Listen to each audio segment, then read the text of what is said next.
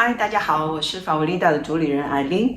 等一会儿，我今天会把昨天采访我们女儿的同学妈妈，她是一个意大利有名的记者的一段小视频，放在这个后面。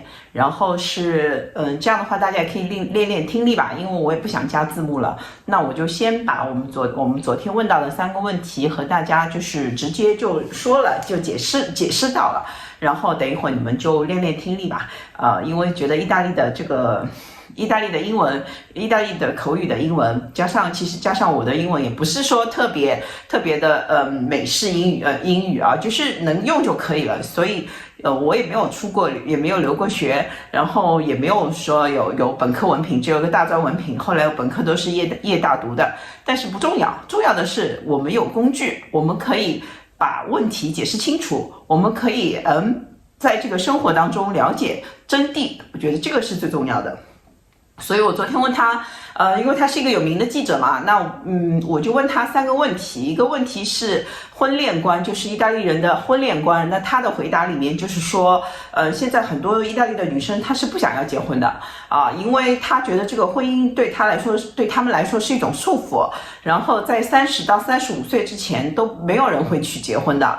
而且他自己也是很长的关系，包括他已经有孩子了，但是他是没有结婚的，这个是不重要的，对他们来说真的不重要。还有中国的彩礼，我们中国是有彩礼的，他们意大利的彩礼其实就是一个度蜜月，或者是说一个 wedding party， 一个结婚的一个 party 就可以了，而且就是家里面出结婚的 party 的钱，然后来的客人给一点小钱，让他们去度蜜月就可以了。所以我觉得这个仪式感也是有了，到位了，但是主要是就是2个人就是觉得合适在一起，有没有这个形式其实对他们来说不是特别重要的。所以说他们的婚恋观还是挺健康的，对我来说我觉得我是能接受的。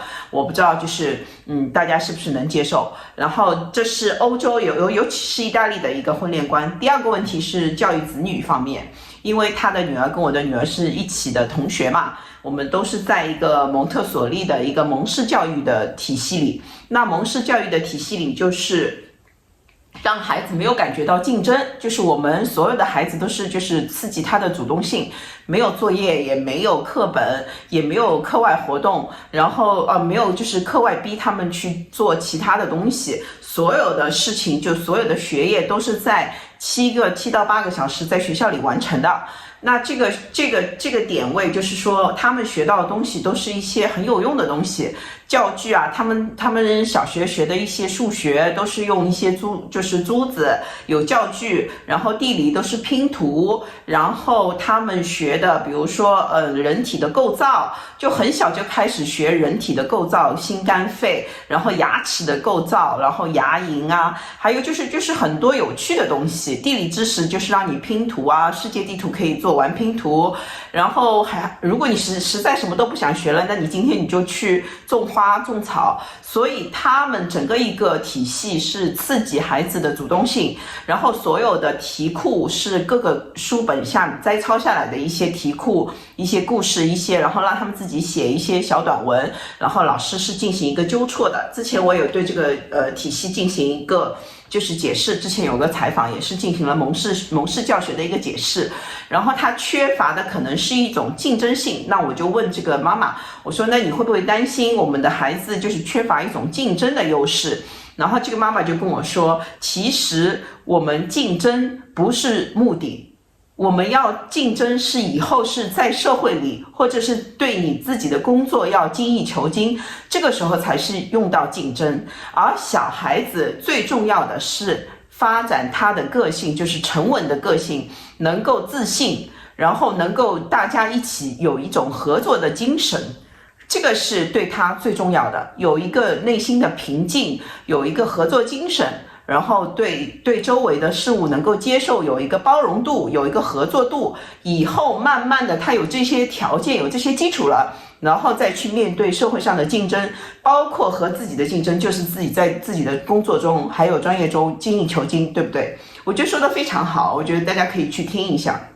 然后第3点就最后一点，很多年轻人如果是想来意大利或者想来不同的国家的话，我觉得就是你们的婚姻观也好，就是价值观也好，可能会和中国的一些传统的观念是不一样的。不要就是盯着只为了车子、房子、票子，对吧？女子，然后而且要改变一下，就是和周围人的相处方式，然后要理解这样子的相处方式，然后知道他们最基础的东西就是自由，所有的东西都是建立在自由这个概念上的。如果没有自由，就一切都没有，都无从可谈了。所以说他觉得如果是要来欧洲也好，要来其他地方也好，要去多了解一下，就是你去的这个国家的一个文化嘛，文化底蕴，然后他们的一个主要的一个文化底蕴。对我来说，意大利的文化底蕴就是非常的自由，然后它的艺术的文化底蕴，然后就是还要就是提高一下自己的语言。其实语言没有那么难，就是你只要能说就可以了，不一定就是说一定要说到专业8级。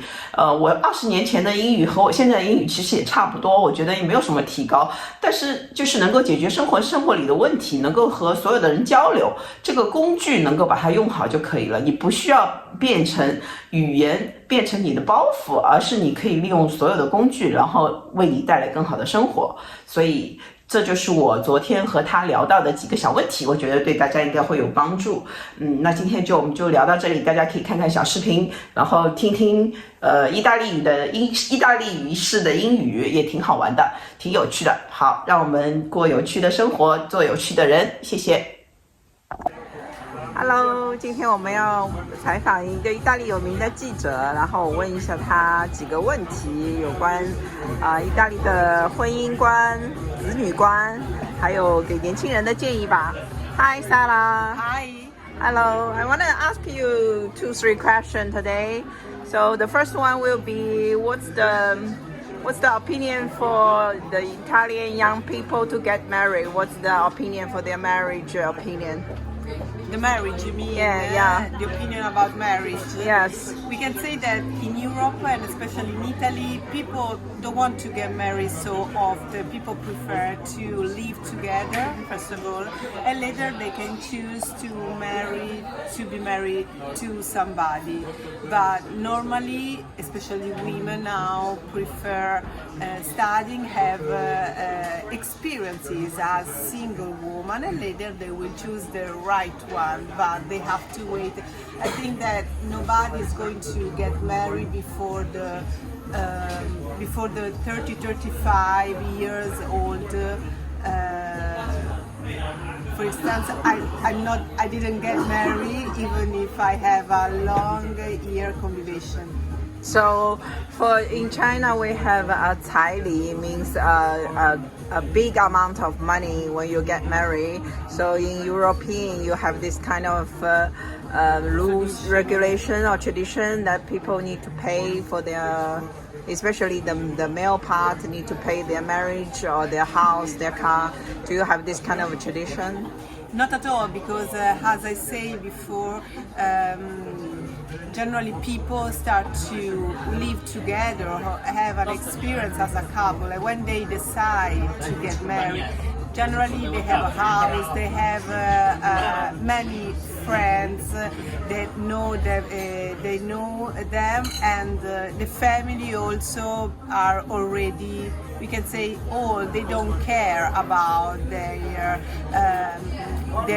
children life.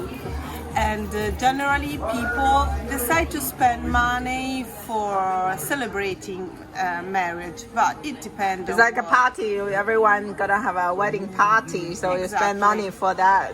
We spend money for that, or for what we call the trip after marriage, luna di miele. Okay, the honeymoon travel. Exactly. And That's now it. there is a new tradition.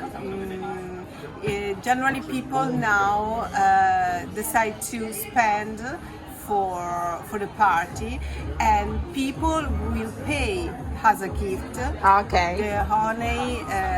So they hold the party and people pay the money for their honeymoon. The honeymoon, Yes. exactly. Okay, then since you have a daughter now, the second question will be, as a mom, what's your opinion and did you have some special thinking for how to educate your daughter or your children? So we can say that many things changed year after year. From since I was a child, many things changed. So I have different opinion. For example, from my mother.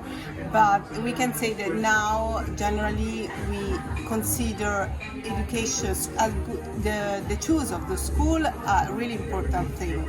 We want our children to have the possibility to travel, to have an interesting trip, to learn languages, and to know different cultures.